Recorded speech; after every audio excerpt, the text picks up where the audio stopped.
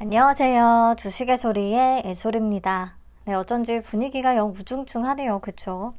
이런 분위기 속에서 다음 주 월요일에는 엑셀 세라퓨틱스가 상장을 합니다. 세포 및 유전자 치료제 전용 배지 전문 기업이었고요. 공모가는 10,000원이고 대신증권에서 배정을 받았습니다. 자, 최종 배정내역부터 보시면 우리 사주에서 또 미달이 발생했어요. 25,600주가 배정이 됐는데 청약률은 77.8%를 기록하면서 5,673주가 소화되지 못했습니다. 그래서 요 미달분이 일반 투자자들한테 추가로 배정이 됐더라고요. 그만큼 상장일에 유통 가능한 물량이 늘어난다는 측면에서는 또 아쉽다고 할 수밖에 없습니다. 그리고 우리 사주 1인당 평균 배정 금액이 약 440만 원 정도밖에 안 됐거든요. 그럼에도 미달이 나왔다는 건 심리에 부정적일 수밖에 없겠습니다. 네, 그리고 의무 보유 확약 비율은요. 수요 예측 때 4.50%에서 최종적으로 9.25%로 증가했습니다. 2배 정도 늘어난 수치고요. 그래도 여전히 낮은 수준이긴 합니다. 적용을 해서 최종 유통 가능 물량을 계산을 하면 47.31%에서 46.35%로 소폭 감소하긴 하는데요. 유통 물량이 50%에 가깝다는 것은 너무 많아요, 사실. 그리고 금액으로 계산을 하면 약 502억 원 정도의 규모. 딱히 가볍지도 그렇다고 아주 무겁지도 않은 그런 애매한 사이즈고요. 상장일에 매각 가능한 주체별로 비중을 따져보면 기존 주주가 70.35%로 압도적으로 높은 비중을 차지하고 그 다음으로 국내 기관 20.84%, 일반 청약자 8.17% 순서입니다. 기존 주주의 비중이 너무 높죠. 상장일에 유통 가능 물량을 보유한 기존 주주는 누구냐? 벤처금융, 전문 투자자, 우호 주주, 1% 이상 주주, 기타 주주 이렇게 구성이 되어 있는데 소액 주주를 포함하고 있는 기타 주주의 비중이 굉장히 높습니다. 자, 회사의 유상증자 발행 내역을 참고해서 봤을 때 벤처금융이나 전문 투자자들의 투자 단가는 공모가 10,000원보다는 전부 다 아래일 것으로 이렇게 추정이 되고요.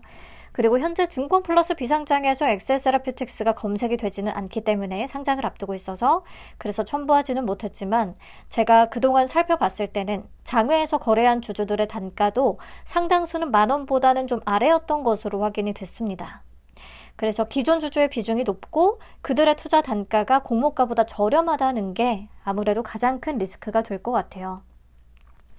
네, 그 밖에 미행사 주식 매수 선택권 54만 1,400주가 존재하는데요. 이 중에서 27만 5,600주는 상장 즉시 행사 가능합니다. 행사 가격은 2,539원, 6,094원, 6,640원. 네, 공모가보다 낮기 때문에 행사 가능성은 아무래도 좀 있겠죠.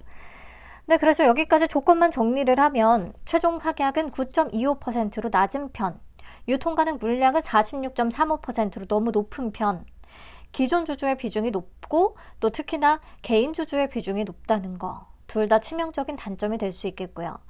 유통 가능 금액은 약 502억 원, 그리고 시가총액은 약 1,083억 원 정도로 시총 자체는 무겁지 않은데요.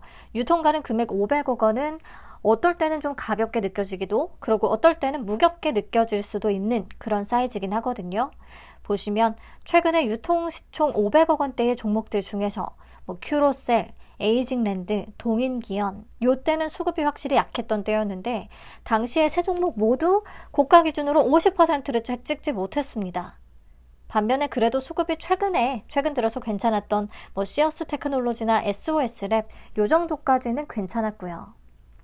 근데 보면 우리 이노스페이스가 상장일에 마이너스를 기록했고 그 다음에 상장한 하스가 청약을 할 때만 해도 150% 이상까지도 바라볼 수 있는 종목이었는데 고가 기준으로 85%를 겨우 달성했고 게다가 가장 최근 대여, 시프트업 또한 고가 기준 50%를 채 찍지 못하면서 기대치에 한참 못 미치는 모습을 보여줬습니다.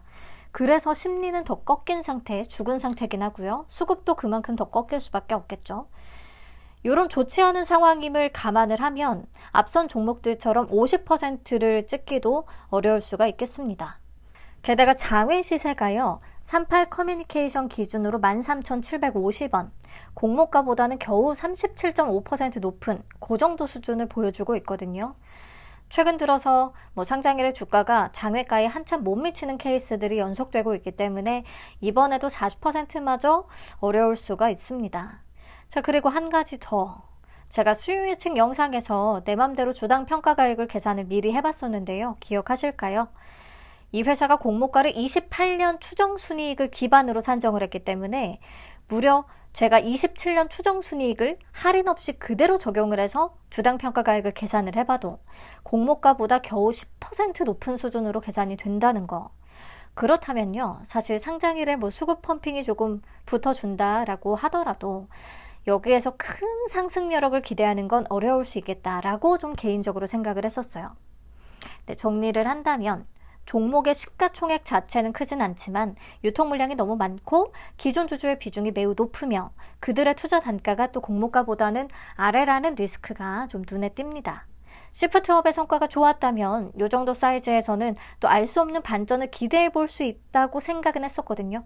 근데 시프트업이 기대에 못 미쳤기 때문에 지금 상황으로는 반전을 기대하긴 어렵겠습니다. 또 모르는 일이기는 하지만. 그리고 28년 추정순위 기반의 공모가이기 때문에요. 10,000원은 제가 보기에는 여전히 너무 비싸고 장외에서의 계류율도 40%에 못 미치는 수준이고 그렇기 때문에 뭐 크게 매수세가 붙을지는 사실 의문이죠. 냉정히는 좀 어려워 보이긴 하고요. 그래서 저는 20에서 30% 정도 수익 구간 나와주면 그냥 바로 정리를 하고 신경 쓰지 않으려고 해요. 어차피 균등만 참여하신 분들이 많았고 저를 포함해서 그리고 비례는 가성비 한 주 정도만 참여하신 분들이 많을 텐데 그렇다면 손익분기점은 15.2% 정도가 되거든요. 요 위에서만 팔겠다라는 생각으로 욕심 부리지 말고 적당히 잘 팔고 나오시는 게 좋을 듯 합니다.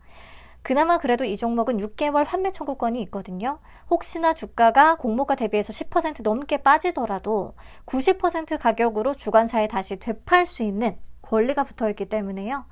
내가 잠깐 매도 타이밍을 놓쳐서 뭐 상장일에 9,000원 아래로 떨어질 때까지 못 팔았다. 뭐 그런 경우가 나오게 된다면 그냥 환매 청구권을 행사하시면 되니까요.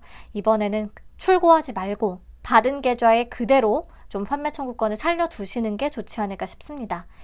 네, 그럼 남은 주말 잘 보내시고요. 월요일 아침에는 라이브 통해서 꼭 같이 팔도록 하겠습니다. 감사합니다. 쉬세요. 안녕.